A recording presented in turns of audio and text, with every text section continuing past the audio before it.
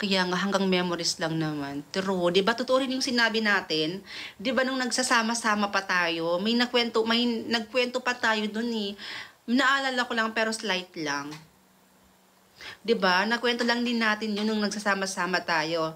Sabi natin, ngayon magkakasama tayong lahat. Kompleto tayo ngayon. Pero darating yung time na magkakahiwa-hiwalay na tayong lahat. Yung iba uwi na sa kanilang bahay. Yung iba mag-i-stay pa rin dito. Pero, ayun, di ba? Nakwento din natin yung dati.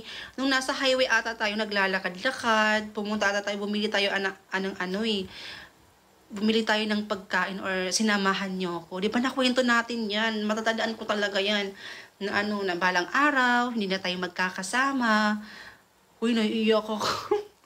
Parang gusto kong umiyak, pero ayoko. Kaya nga nakakalungkot isip. Diba? Yung isaw na 500. Oo nga, wasted.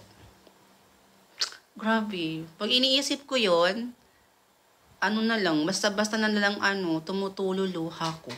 Sabi ko, grabe no. Ang saya din ng buhay ko nung nasa Davao pa ako. Maganda naman yung buhay ko ngayon. Thankful ako, grateful and blessed. And basta sobrang saya din ng buhay ko ngayon.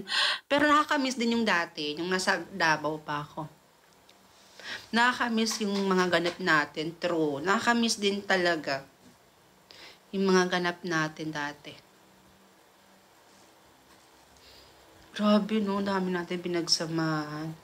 Almost 1 year na kasi tayong magkasama noon, di ba?